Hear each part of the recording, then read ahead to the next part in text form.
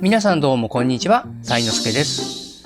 突然ですが、途中まで塗られたこのゼリー、何色だと思いますか？ピンクでしょ？と思われるかもしれません。でも、ピンクだっていろんなピンクがありますよね。じゃあ具体的にこのピンクはどんなピンクでしょうか？説明できますか？色を言葉で表せるようになるには、ある練習方法がおすすめです。今回は色が説明できるようになるための簡単な練習方法を解説しようと思います。初心者の方でもわかるように動画を作っていますので、ぜひ最後までご覧ください。それではスタート。まずは色について説明します。色とは色相、彩度、明度、この3つの要素でできています。色相は色合いのこと、赤とか青とか黄色ということです。彩度は鮮やかさのこと、鮮やかな色、くすんだ色ということです。明度は明るさのこと、明るい色、暗い色ということです。この桃で簡単にテストをしてみます。色をこのスライダーで変化させます。上から色相、彩度、明度です。まずは色相、色合いを変化させてみます。左側に徐々に移動させます。すると紫になっていって、最後は青くなりました。次に右側に移動させます。黄色から緑になって、最後は青くなりました。このような変化を自分なりに理解しておきます。私の場合、暖色の食べ物の絵を描くことが多いので、左に動かすと赤、紫と色が冷たく変化する。右に動かすと黄色、緑と色が暖かく変化するというイメージを持っています。次に彩度、鮮やかさを変化させてみます。左側に行くと鮮やかさがなくなってグレーになりました。反対に右側に行くとどんどん鮮やかになっていって、最後は真っ赤になりました。次に明度、明るさについて変化させてみます。左側に行くと暗くなっていって真っ黒に、右側に行くと明るくなっていって真っ白になりました。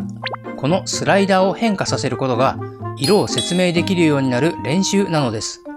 違う色から自分の思った色に変化させることで色を言語化することができるのです。例えば色相を左側に動かして彩度を高めにします。するとこのピンクは少し青が入った彩度の高いピンクだということが言えます。また彩度を落として明度を上げると、このピンクはグレーがかった明るいピンクだということが言えます。では実践しましょう。線画までできています。これに単色で色の下塗りをします。後から色を調整するので、割と適当な色を選んで塗っています。ポイントは少し細かくレイヤー分けしておくこと。色を個別に調整していきたいので、調整するつもりの色を別々のレイヤーにしています。ではこの部分から。単純に暗いので、まずは明度を上げて明るくします。色相が少し黄色すぎるので、左側の青い方にシフトさせて赤っぽくします。彩度も上げて鮮やかにします。まだ全体に重いので、彩度と明度をもう少し上げます。こんな感じでどうでしょうか？赤みが増して鮮やかに明るくなりましたよね。次にピンクのゼリー。この色も暗くて重たいので、まずは明度を上げます。次に色相。紫が入っていて冷たいので、右にシフトして温かみを入れます。彩度を少し上げて鮮やかにします。はい、色が黄色によって明度が上がりました。こんな感じで全ての部分の色を調整していきます。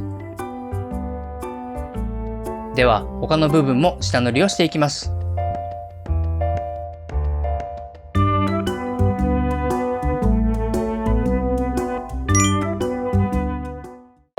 では書き込んでいきます。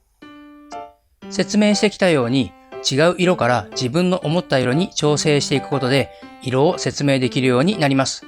色相、彩度、明度とは何か、それらが変化することでどんなことが起きるのか、そういった練習をすることで人と色について会話をするときに自分の考えを言えるようになります。例えば、このリンゴの色どう思うと聞かれたとします。何も知らないと感覚的な言葉しか出てこなくて、赤がパッとしないねとか、美味しそうじゃないねなど抽象的な答えしかできません。色相、彩度、明度の変化を知っていると、もう少し黄色寄りの赤にした方が本物っぽいよとか、彩度が高い方が美味しそうに見えるよなんて答えることができます。また、自分の絵の色について悩んだ時にも、具体的な解決策を考えることができます。重たく感じるから明度を少し上げたらいいかもしれないとか、彩度が高すぎるから浮いて見えるのかもしれないといった感じです。そもそも色とは何なのでしょうか？それはズバリ自分の感覚です。リンゴが赤いのは赤い色がついているからではありません。空が青いのは空に青い色がついているからではありません。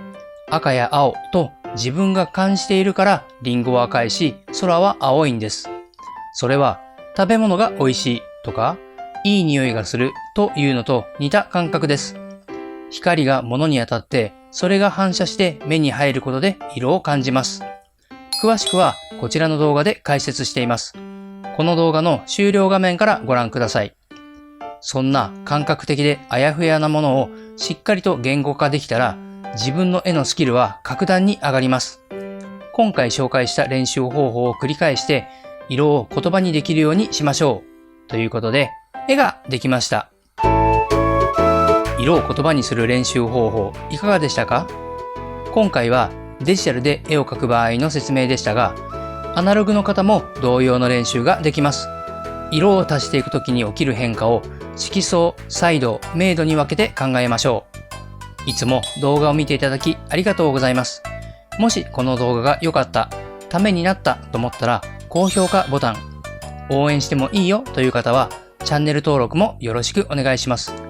それでは最後までご視聴ありがとうございました。